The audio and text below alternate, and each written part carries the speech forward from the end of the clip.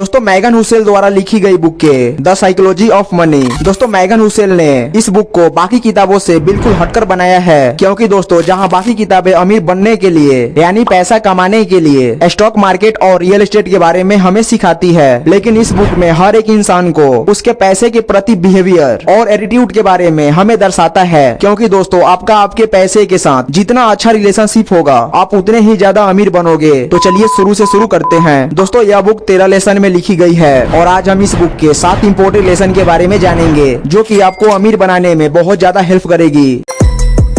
तो दोस्तों सबसे पहले आपको यह जानना पड़ेगा कि आखिर साइकोलॉजी, जिसे हिंदी में मनोविज्ञान कहते हैं, तो इसका जन्म कब हुआ था। तो दोस्तों मनोविज्ञान का जन्म 19वीं शताब्दी के उत्तरार्ध से आरंभ हुआ था। लेकिन दोस्तों यहाँ उत्तरार्ध क्या है, तो दोस्तों उत्तरार्ध दो शब्दों के मेल से बना है जो कुछ इस प्रकार है। जो उत्तर का अर्थ जिसे अंग्रेजी में पोस्ट कहते हैं और अर्ध का अर्थ आधा जिसे अंग्रेजी में हाफ कहते हैं। और दोस्तों साइकोलॉजी दो शब्दों से मिलाकर बना है जिसे साइके और लोक्स से लिया गया है। मतलब साइके का अर्थ आत्मा यानी जीवन होता है और लोक्स का अर्थ ज्ञान यानी आत्मा का अध्ययन करना होता है। क्योंकि दोस्तों मनोविज्ञान एक विज्ञान है जो कि मानव और पशु के व्यवहार को समझने का प्रयास करता है। और मनोविज्ञान एक बेहद रोचक और व्यवहारिक विषय है जिसके द्वारा आप किसी भी व्यक्ति के मन की बात बड़ी आसानी से जान सकते हैं। अब किताब पर आते हैं। दोस्तों अब तक इस बुक के 45 लाख से भी अधिक प्रतियां बिक चुके हैं और 50 से भी अधिक भाषाओं में उनका अनुवाद किया जा चुका है। Lesson number 1, no one's crazy यानी कोई पागल नहीं है।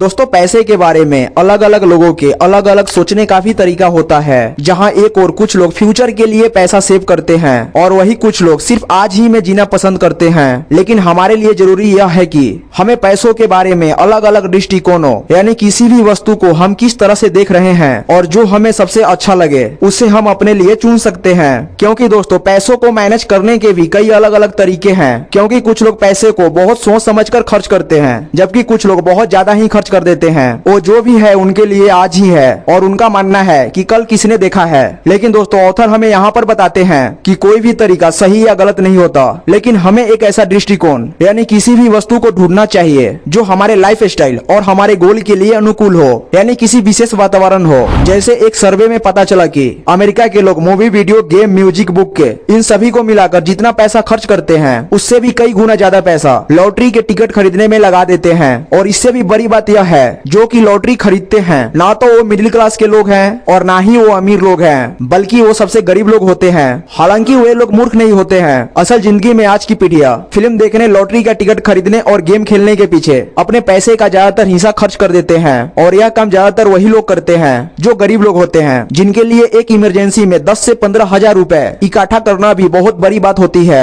लेकिन फिर भी वो लोग हर साल 20 से 25 हजार रूपए की लॉटरी खरीद लेते हैं। यानी जिस पैसे को बुरे टाइम के लिए सेव करके रख सकते हैं या फिर कहीं पर इन्वेस्ट भी कर सकते हैं, मगर उसी पैसे को उन लोग लॉटरी के टिकट खरीदने में उड़ा देते हैं। क्योंकि दोस्तों हमें ऑथर बताते हैं कि उन गरीब लोगों को मानना है कि हम लोग जितना पैसा पूरे महीने में कमाते हैं उससे भी ज्यादा हमारे खर्च हो जाते हैं। इसलिए सेविंग करना हमारी बस की बात नहीं है और हमारे सपनों की साकार करने के लिए सबसे ज्यादा चांस हमें लॉटरी के टिकट में ही दिखते हैं कि एक बार जब भी हमारी लॉटरी लग जाएगी तो वे सब कुछ सच हो जाएगा जो हम चाहते हैं। इसलिए जब हम लॉटरी के महंगे टिकट खरीदते हैं तब हमें पागलपन नहीं लगता, क्योंकि हमारे नजर में यह पैसा अपने सपनों को सच में बदलने के लिए होता है। दोस्तों इस बात से ऑथर हमें यह समझाना चाहते हैं कि ज्यादातर लोग पैसे से रिलेटेड सभी डिसीजन इमोशन होकर ही लेते हैं। वो हो सकता है दूसरे इंसान की नजर में क्रेजीनेस, लेकिन उनकी नजर में वो डिसीजन बिल्कुल सही होता है। क्योंकि दोस्तों आपकी फाइनेंशियल सक्सेस इस बात पर डिपेंड करती है कि आप अपने पैसे के साथ कैसे बिहेव करते हैं। यानी आप अपने इमोशन में बहकर डिसीजन लेते हैं या फिर आप पूरी कैलकुलेशन करके उसके बाद डिसीजन लेते हैं। Lesson number 2, luck and risk यानी भाग्य और जोखिम।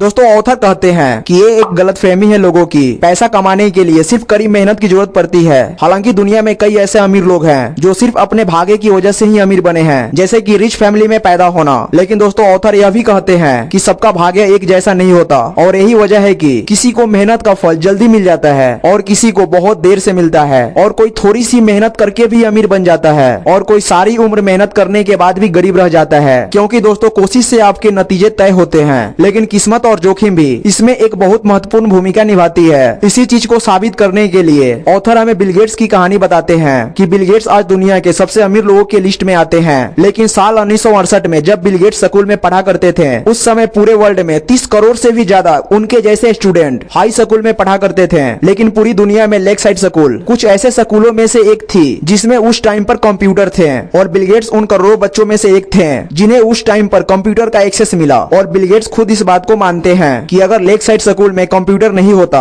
तो आज शायद माइक्रोसॉफ्ट भी नहीं होता, यानी आज बिल गेट्स शायद इतने अमीर इंसान नहीं होते। और साथ में रिस्क को समझाने के लिए ऑथर बिल गेट्स के दोस्त केंट ओवेंस के बारे में बताते हैं कि उस टाइम केंट्स बिल गेट्स के सबसे अच्छे दोस्त थे, और बिल गेट्स खुद इस बात को मानते हैं। लेकिन केंट को स्कूल के दौरान ही मौत हो गई। तो यहाँ पर रिस्क किसने देखा? केंट्स ने, यानी बिल गेट्स के दोस्त ने। इसलिए यहाँ पर ऑथर कहते हैं कि हमारी सक्सेस में लक के साथ साथ कई सारे फैक्टर्स भी काम करते हैं। इसलिए यदि आप कभी फाइनेंशियल सक्सेस हो जाओ, यानी आप अमीर बन जाओ, तो यह मत मानो कि आपके लिए हुए सभी डिसीजन बिल्कुल सही थे इसलिए आपको सक्सेस मिली, या फिर कभी आपको फेलियर मिले तो यह ना माने कि आपकी ली हुई सभी डिसीजन बिल्कुल गलत थे इसलिए आप फेल हो गए। क्योंकि दोस्तों सक्सेस और फेलियर में आपकी एफर्ट के साथ साथ और भी कई सारे फैक्टर्स काम करते हैं, और जिस दिन आपके सभी फैक्टर्स आपकी मेहनत के साथ मिल जाए उस दिन आपको सक्सेस होने से कोई भी नहीं रोक सकता है। लेसन नंबर 3, नेवर इनफ, यानी कभी पर्याप्त नहीं।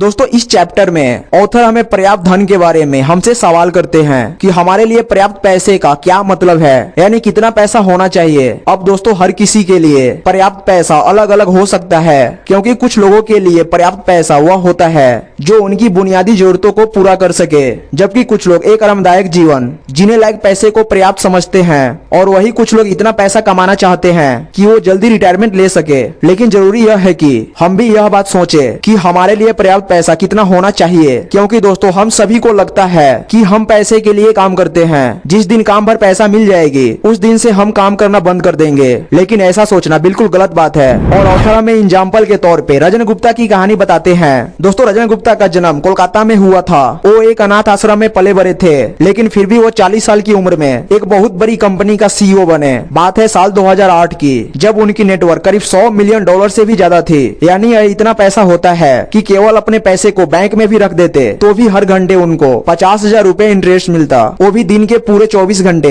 यानी तकरीबन 12 लाख रुपए एक दिन में। लेकिन उनको भी वही सेम प्रॉब्लम थी जो ज्यादातर लोगों की होती है, नेवर इनफ, यानी वो करोड़पति तो थे लेकिन वो बहुत जल्दी अरबपति बनना चाहते थे, और इसी के चलते उन्होंने कुछ गलत रास्ते अपनाए, जो कि अपने कंपनी के पर्सनल डेटा बेचना शुरू कर दिया, और इसी के चलते उन्हें जेल भी जाना पड़ा। और यह नेवर इनफ का प्रॉब्लम आती है सोशल कंपेयर से। तो इसलिए दोस्तों कभी भी किसी दूसरे से कंपेयर ना करें, और हमेशा एक इनफ गोल बनाकर रखे कि मैं बस इतना कमाना चाहता हूँ, या फिर मैं इतना अचीव करना चाहता हूँ। लेसन नंबर 4, कंपाउंडिंग का जादू। दोस्तों कंपाउंडिंग एक ऐसी प्रक्रिया है जिसमें ब्याज पर भी ब्याज कमाया जाता है, और ऐसा करने के लिए आप अपने इन्वेस्टमेंट पर जो भी रिटर्न कमाते हैं उससे भी इन्वेस्ट किया जाता है, और आपको उस रिटर्न पर भी रिटर्न मिलता है। और धीरे धीरे ये प्रक्रिया आपको इन्वेस्टमेंट को अच्छी खासी ग्रोथ देती है। जैसे वॉरेन बुफेट के बारे में आज कौन नहीं जानता। वॉरेन बुफेट जब 10 साल के थे तब से वह इन्वेस्टमेंट करने लगे, और जब वे 75 साल के हुए तब उनके नेटवर्क $86.5 बिलियन थी। लेकिन हैरान करने वाली बात यह है कि $86.5 बिलियन में से $81.5 बिलियन उन्होंने 60 साल की उम्र के बाद कमाई। और इससे भी हैरान करने वाली बात यह है कि अगर वो 10 साल की एज की जगह 30 साल की एज में इन्वेस्टमेंट शुरू करते तो 75 साल की एज में उनकी पूरी नेटवर्क केवल $12 मिलियन होती। बस इस बात से कंपाउंडिंग के पावर की अंदाजा आप लगा सकते हैं। इसलिए दोस्तों फाइनेंशियल फ्रीडम के लिए आपको कंपाउंडिंग की पावर के बारे में नॉलेज होना सबसे ज्यादा जरूरी है। लेसन नंबर 5, अमीर बनना और अमीर बने रहना।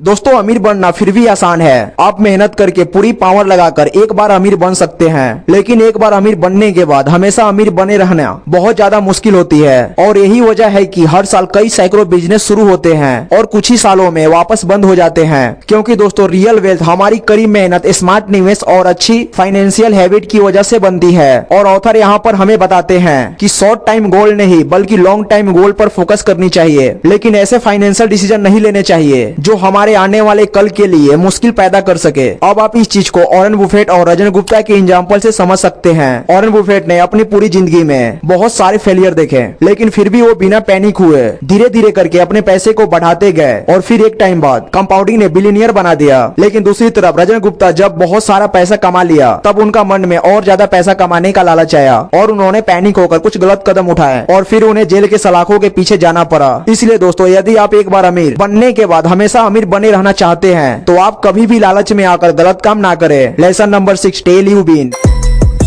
दोस्तों, ऑथर कहते हैं कि अगर हम टेल इन्वेस्टमेंट के लिए तैयार रहें तो उनका हमारे फाइनेंशियल जीवन पर पॉजिटिव प्रभाव पड़ सकता है। जैसे अगर हम अपने लिए इमरजेंसी फंड बनाया होगा तो हम कर्ज में डूबे बिना वित्तीय संकट का सामना बड़ी आसानी से कर सकते हैं। और इतना ही नहीं, टेल इन्वेस्टमेंट का फायदा हम उन एसेट में निवेश करके भी उठा सकते हैं। जैसे सोने को अक्सर एक सेफ इन्वेस्टमेंट के रूप में देखा जाता है, जो कि बाजार में उथल पुथल के समय में हमारे धन की रक्षा करता है और लाइफ टाइम करता ही रहेगा। लेसन नंबर 7, फ्रीडम यानी स्वतंत्रता।